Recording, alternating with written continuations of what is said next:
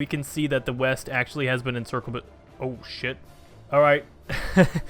We took it up a peg, didn't we? Oh, yep, we did. It looks like that's the West nuking the East. Hello, boys, and welcome back to Calm Down Level Up. We are here in a new mod that I think is pretty cool. It's actually a Cold War mod, and looks like it's still pretty new and under construction. There's quite a few little things here and there that need to be fixed, I guess, but it's still pretty well put together. There's focus trees and everything. We're in the Cold War Assault mod, and it's pretty nice because it has some pretty cool start dates. It has start dates throughout the 70s and the 80s, so I'll be able to use this mod for future very long campaign series that we want to run. But anyways, boys, we're setting off World War III in 1970, whatever it was? 1974. And whatever reason it was, maybe it was some kind of conflict in Berlin, something happened. But we're going to have to see if Brezhnev can actually do it this time. We watched Stalin do it in 49. We actually skipped Khrushchev. We could probably go back to a 60s start date for him. But we did watch Stalin actually just obliterate Western Europe in 1949. Well, if the Soviets can just declare victory like that, then I guess the war's kinda over. They haven't finished off Italy yet, but at this rate it's gonna be like 50 years before they finish off Italy. So let's see if the same can still happen in 74 with Brezhnev.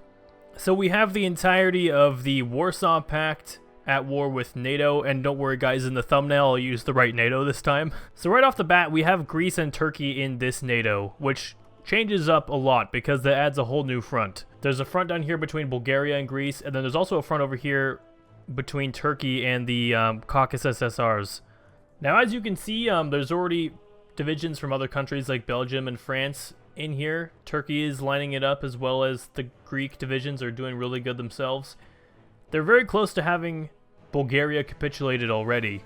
And that's Bulgaria for you. Rest in peace. Return to the Byzantine Empire, am I right, boys? I did a test on this, and Greece is actually pretty good. My previous test, Greece was able to come up here and capitulate Romania as well before things started turning around. So we'll see if that's the same over here.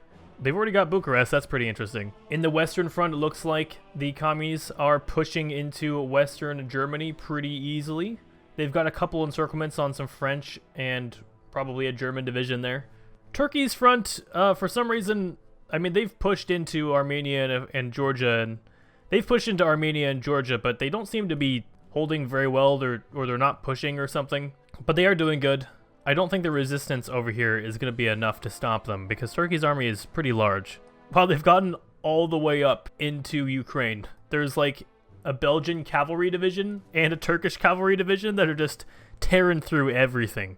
So that's a bad sign, because if the eastern side of this war can't get a hold of this crazy front over here, in other tests I've done, they have been able to get a hold of this. But in this one, they don't seem to be able to get a hold of what Greece is doing. If they can't, then this could end up between seas. We could see Poland's faction reemerge, and basically everything in the east would get cut off from the motherland, and they'd probably all die. Oh wow, look at that. Eastern Germany just capitulated. Brezhnev, you got some work to do, buddy. You got some people to live up to. If we look on the faction map mode, it's a little bit easier to tell what's going on, and we can see that the West actually has been encircled, but oh shit. Alright. We took it up a peg, didn't we? Oh yep, we did. It looks like that's the West nuking the East. Okay, so we've seen 1 in Poland and 2 in Romania so far. So the Warsaw Pact is definitely turning this around. They're reclaiming all of Romania. But Romania keeps getting nuked. That's not good. Oh boy, Germany's getting bigger. Last time Germany was in Prague, people weren't too happy. I wonder if Germany could get handed some of these states over here in Poland and sort of rebuild like that old style of Germany. Oh, there's a Romanian. Wait, there's a Belgian that went all the way over to Hungary. Wow. Look at that guy. He's going to kill himself, though. Walk into Budapest, buddy. It's your only hope. Okay, so Turkey was able to capitulate Armenia, which is not that crazy. It looks like they'll probably get... Yeah, they just got Georgia as well. That means Azerbaijan is probably a little scared, but they are in a better defensive position, although they only have 1 troop, and it looks like the Warsaw Pact's army is just nowhere to be seen over here in the Caucasus front. France has managed to stick around over here in the east in Ukraine, though, and has dug a ton of tunnels through stuff. It looks like they only have a couple divisions doing it, too, which is kind of insane. And the West has managed to hold on to the coast of the Black Sea along Romania and Bulgaria and Ukraine too. Yeah, rip Azerbaijan. Sorry, boys. The Russians are coming, though, to sort of try to fix the situation. We can see that they'll probably be able to overpower the Turks and reclaim everything. How are they doing this good in Ukraine? It makes no sense to me. There's only a couple, well, I guess there's like 4 French. They have tank divisions. I think the Warsaw Pact's AI, for some reason, just has no idea what it's doing. Because I'm pretty sure they have a bigger army. They're not putting their troops on the fronts they need to be on. Azerbaijan capitulated again, rip. If Ukraine capitulates, that's pretty bad. I mean, most of it will be reclaimed, but that's going to be a bunch of free encirclements, essentially, for the West. There's a sign that the British were here. You know, the look on the Western Front, I think like I said, the Soviets just keep changing where all their divisions are. They keep moving them around to different fronts because the fronts are moving around so often, and I think the West only has, like, this main front here to worry about, so all these German troops are just pushing through like it's nothing. The Warsaw Pact isn't allocating their troops efficiently to this front, and pretty soon we're going to see Poland capitulate, and possibly Ukraine. Yep, there goes Poland. Wow. So we might get to see Germany invade the Soviet Union in 1974. 30 years after it happened the first time, but it might end a little bit differently this time, as we might see. Also, Leningrad was just taken by some Americans. These guys do not care whatsoever. They've taken a lake. They took the whole lake. Let's check the casualties on the British-Czechoslovak War. Wow, the UK have only lost 1,000 men. But in total, the West has actually lost double the East, which is kind of incredible. They've lost 625,000, whereas the East, as of right now, has lost 375,000. The Soviet Union is actually already 21% towards capitulation and moving up. This crew of Americans called the Leningrad Boys is a ragtag, hard group of American Midwestern boys that just wanted to see war so bad. These boys were tasked with taking Leningrad, one of the most important and largest cities in all of the Soviet Union. While France still is struggling, driving their trucks around and trying to take as much territory as they possibly can in the Ukraine to get them to capitulate, our ragtag heroes are just marching through Russia right now, walking straight towards Moscow. Lithuania capitulated, rip. Okay, so Armenia and Turkey are kind of just switching places here. All the purple is Armenia, and obviously this is Turkey. They're just trading. They're in the middle of trading territory. We can see that in January of 1975, the war is not going that great for the Warsaw Pact.